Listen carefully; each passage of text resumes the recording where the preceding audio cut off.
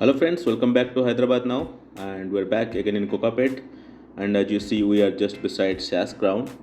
And right now in this video, we're going to discuss whether it makes sense to invest in Kokapet. Is there any possibility of price appreciation still in Kokapet, or if you are planning to buy, should it purely be for self-consumption? That means you should stay there rather than investing for any price appreciation in Kokapet. So we'll discuss all that and find out what should be your option and what should you do considering the price in Kokapet has risen by almost like say 50-60% in last 2 years or so. So let's discuss in detail. Before that, let's discuss some of the positives of Kokapet and what's really happening in Kokapet. So Kokapet, as you know, like has a lot of high rise. Like one you see over is SAS Crown, which is going to 58 floors apartment complex. We're also going to have Trilight and Polami Palazzo, which both of them more than 55 floors. So all these high-rise buildings are coming just beside the outer ring road.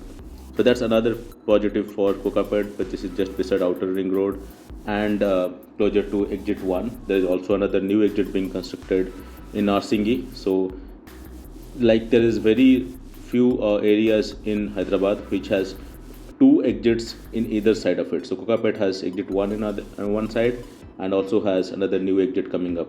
So you have very good connectivity to outer ring road. Also the Neopolis is coming up, and Neopolis is going to be the most talked about place in Hyderabad and is going to be the center of Hyderabad in next 2 to 3 years. And also it has on one side the Gandipet Lake. That means if you are staying in a high rise, we are going to have uninterrupted views at least on one side of Hyderabad towards the Gandipet Lake, and other side you have the outer ring road. So that this gives us the best view possible for any apartment. So these are all the positives of Kokapet area. Now let's discuss what exactly is the price of all the apartments in Kokapet. Right now, if you are planning to buy something, whether you want to invest or if you want to stay there, the price starts around 5,500 rupees per square feet and goes beyond 10,000 rupees per square feet. So you still have options of 5,500 rupees per square feet, and you can just buy these properties for let's say completion in next 2-3 years. Almost I should say these are coming new properties, not from those renowned builders.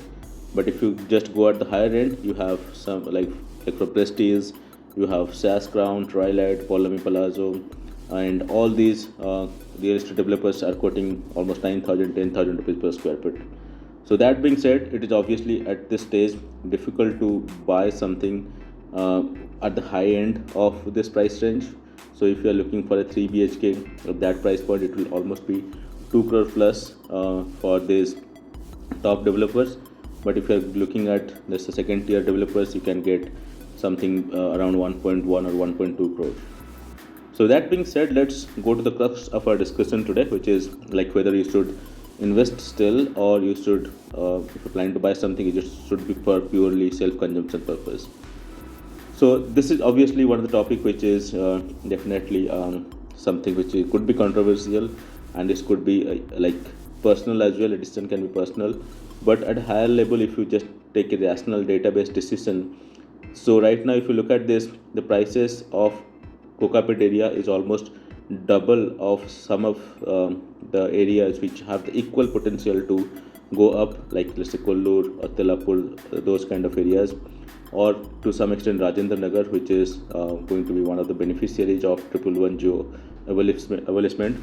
So that way, the price appreciation in Kokapet could be capped.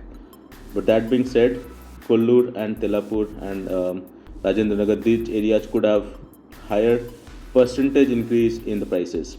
So when you are investing, your interest should be the change in price, not the absolute price. So if you're buying something at 10,000 rupees per square feet, even if it goes to 12,000 rupees square feet, you are getting 20%. And if you give GST and everything else, your income or your benefit might not be more than 2 to 3%. But on the other hand, if you're buying something in let's say Kollur or Telapur or Rajendra Nagar areas at 5,000 rupees per square feet and it goes up to 8,000 rupees per square feet, you are getting almost 60%. And if reducing all those like GST and other stuff, you are still having almost let's say 30% of gain in those areas. considering the potential of these areas could be a bit delayed, and you can have, let's say, up to about 5 to 6 years to get that benefit. But the next set of development probably would come in Kollur and Telapur, in those areas, rather than in Kokapet, because the prices have almost risen by 50-60% in Kokapet already, and the upside potential could be very limited. So that being said, if you still want to buy just to stay, this probably is one of the best places in Hyderabad, where a lot of things are happening. You are going to have this ISKCON temple which is coming up. We are having the BRS headquarters coming up. The Allu studio is also there.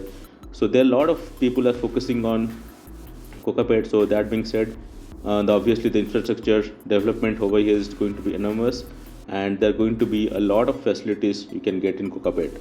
So that being said, if you want to stay and if you want to buy something for your self consumption, still you can go ahead, because in that case, even if there is a limited stagnation of price or decline of price, that should not impact, because you are looking for 10 to 20 years horizon, because you are going to stay there for long term, right? And if 10 years down the line, if you want to sell or if you want to rent it out, you can still good benefit out of it. But for the next 10 years, you should plan to stay there.